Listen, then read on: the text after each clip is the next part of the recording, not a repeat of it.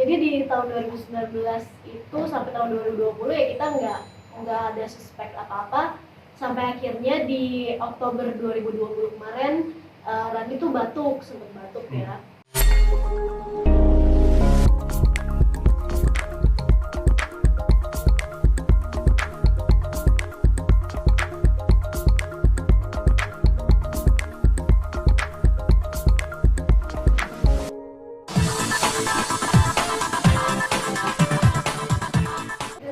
Mungkin hari ini ada yang mau di-sharing tentang kondisi dan pemberitaan tentang suami yang padanya kena sedikit ada masalah sakit.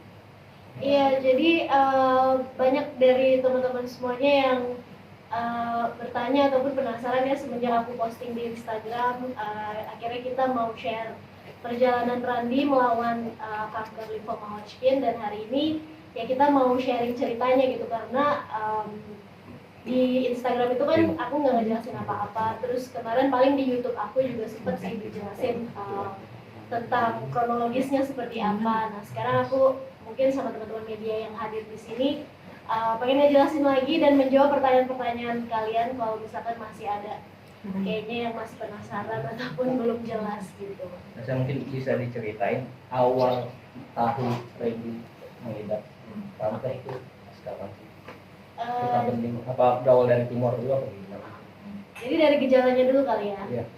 Gimana yang kamu yang ceritain? Iya, jadi waktu terakhir kita tahu gejala itu bulan-bulan Oktober 2020. Sebenarnya sih kalau gejalanya tuh nggak ada yang berat atau nggak ada yang obvious banget ya. Waktu itu Randy dari tahun 2019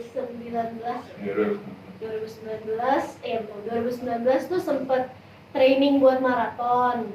Nah terus tuh kalau malam dia suka ngerasa sesak gitu, terus kebangun gitu sampai harus duduk untuk ya selama 30 menit untuk kayak ngambil nafas sampai di dalam. Terus setelah 30 menit baru kayak bisa tidur lagi.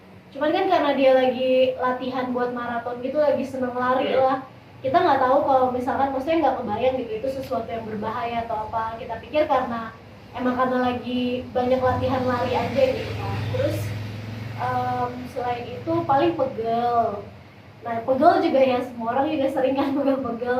Jadi di tahun 2019 itu sampai tahun 2020 ya kita nggak ada suspek apa-apa, sampai akhirnya di Oktober 2020 kemarin Randy tuh sempet batuk ya. Batuknya gimana? Lama batuknya kayak sampai 3 minggu, terus keras banget. Dari hari pertama juga udah keras banget gitu. Jadi batuk kering gitu. Batuknya batuk kering gitu. Terus karena masa pandemi kan, udah masuk masa pandemi, jadi kita sering swab, dan swab PCR selalu negatif. Kita ke dokter THT juga, terus dokter THT kasih antibiotik sampai dihabisin, tetap batuk terus gitu, sampai akhirnya kita dokter THT-nya bilang kalau udah nggak ada gejala infeksi lagi nih. Terus sekali waktu itu batuk terus keluar darah, tapi bukan yang kayak muntah darah gitu, cuman kayak keluar dahak, ada darah sedikit gitu. Akhirnya kita ke dokter paru, di ronsen, baru di situ kelihatan bahwa ada massa di rongga dadanya Randy gitu. Terus dokter paru akhirnya menyarankan kita untuk CT scan.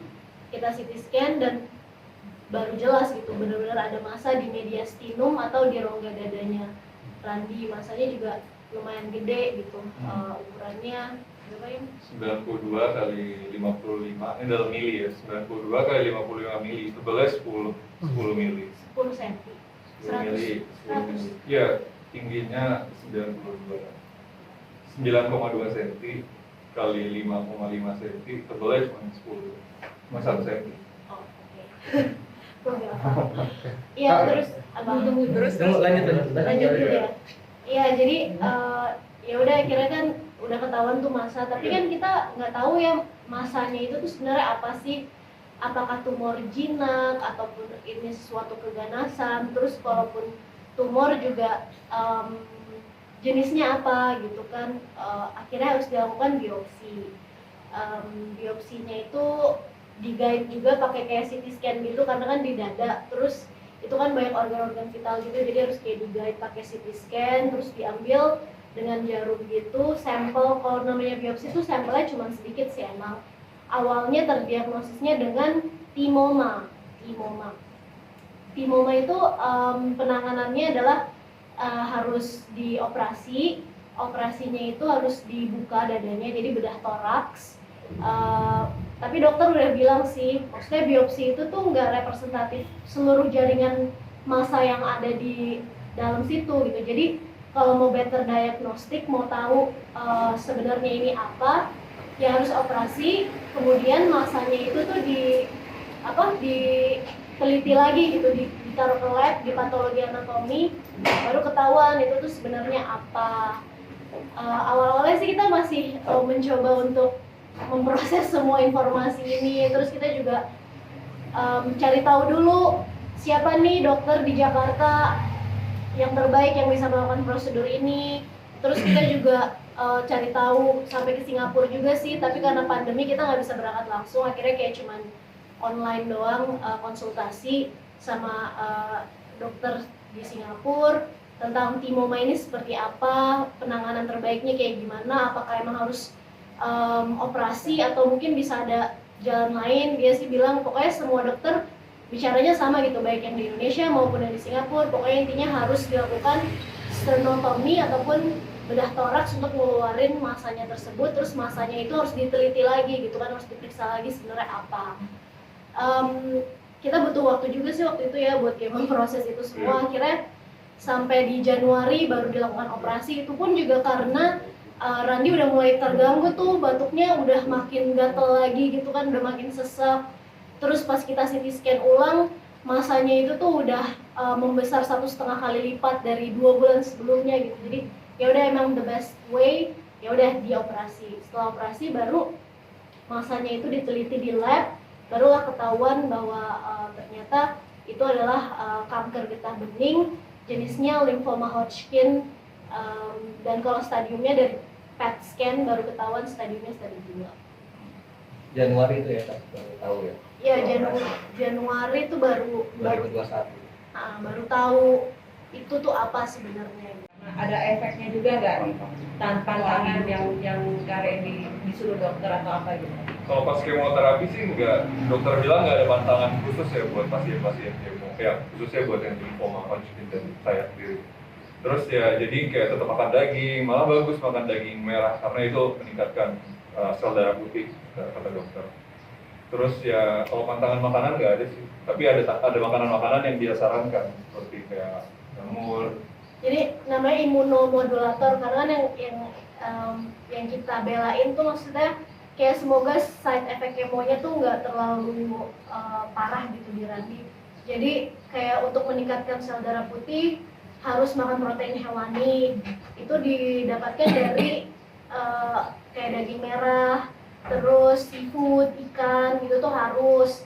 Kemudian habis itu yang imunomodulator itu tuh kayak probiotik, jamur-jamur. Itu dia disuruh konsumsi banyak-banyak, disuruh minum daun kelor juga, anti-inflamasi.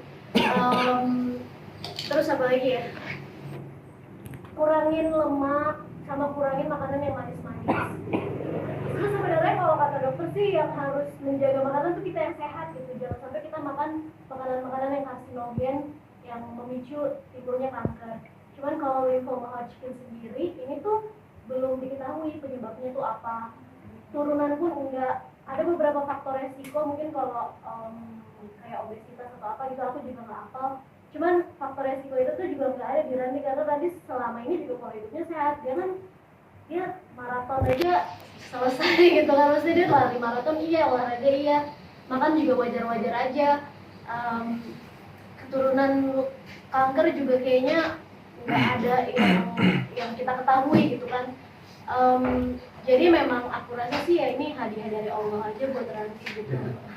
Karena nggak diketahui gitu penyebabnya apa. Di awal juga kita sempat mikir, aduh kenapa ya kok bisa ya Randi kena gitu. Tapi ya kata dokter belum diketahui juga penyebabnya apa. Iya udah. Kita syukuri aja. Berarti kemoterapi sama radiasi ini tuh untuk menghilangkan sisa-sisa. Betul. Sisa ini ya. Jadi kemoterapi dan radiasi itu untuk menghilangkan sisa-sisa dan juga dilakukan untuk membunuh sel kanker, karena kan ada yang udah berbentuk jaringan nih yang kayak tumornya itu dihilangkan. Tapi ada yang masih berbentuk sel yang kecil banget yang mungkin nggak kelihatan nih di CT scan, di PET scan tuh kecil banget. Nah itu juga dimusnahkannya dengan kemoterapi dan radiasi. Udah ada progres atau maksudnya udah ngecek lagi sejauh mana kira-kira Apa masih ada? Masih ada tapi udah berkurang hampir setengahnya. Jadi udah kecil banget gitu. Tinggal radiasi, makanya radiasi juga ada pantangannya sih.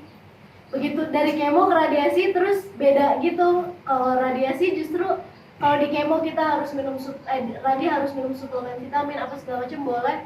Begitu radiasi semua yang antioksidan harus di stop.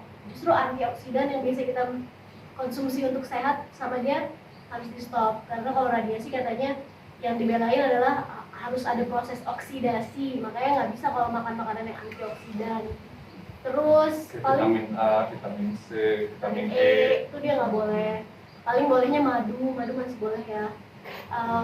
Terus apalagi ya, makanan karena letak radiasinya ini di sepanjang dada sampai ke diafragma itu, jadi Randi nggak boleh basahin area dadanya, jadi mandinya ya harus kayak nyamping gitu, nggak boleh basah sama sekali, takut iritasi. Terus makan harus yang lunak-lunak, kalaupun misalkan makan daging harus dikunyah yang banyak, karena kalau enggak tenggorokannya atau omongannya jadi sensitif banget kan, di sinar juga kan itu deket banget tuh, di situ ada jalur nafas, ada jalur pencernaan gitu, jadi sensitif banget.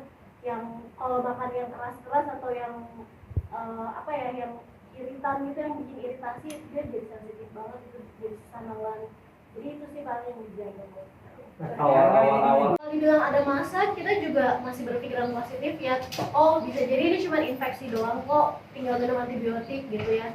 Terus udah sembuh gitu. Jadi sebelum CT scan tuh kita masih berpikiran positif banget, sebelum biopsi juga masih berpikiran positif banget, masih kayak oke, insya Allah nggak kenapa-kenapa gitu.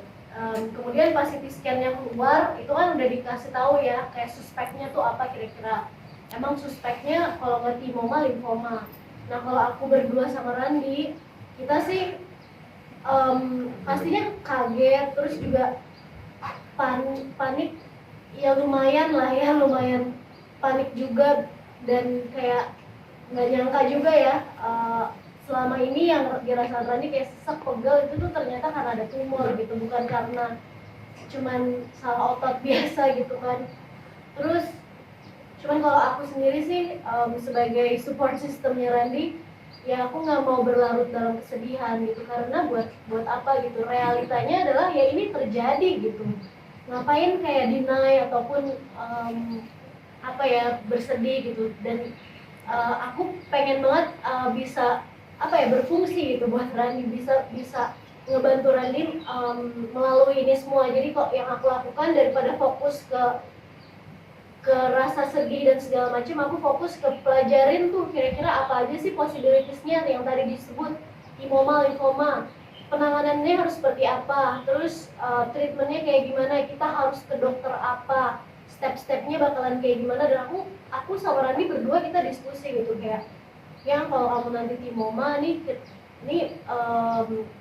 yang akan terjadi ini bakalan kayak gini, terus kalau kamu limfoma nanti yang bakalan terjadi kayak gini. Mungkin kita harus melalui kemoterapi, melalui radiasi gitu, walaupun kita pastinya berharap yang terbaik gitu ya, resultnya yang terbaik, tapi kita juga harus menyiapkan hal-hal yang terburuk gitu yang terjadi. Makanya kita pelajarin dulu nih fakta-faktanya seperti apa, jadi kita nggak kaget lagi gitu ketika dikasih tahu, oh ternyata ini, terus treatment plannya kayak gini, kita tuh udah nggak kaget lagi. Jadi pas ke dokter, begitu dikasih tahu limfoma, ya kita udah punya basic knowledge gitu, kita udah punya informasi dasar. Oh berarti kita harus kayak gini ya dok, berarti ini harus kayak gini ya dok, udah dikonfirm sama dokter.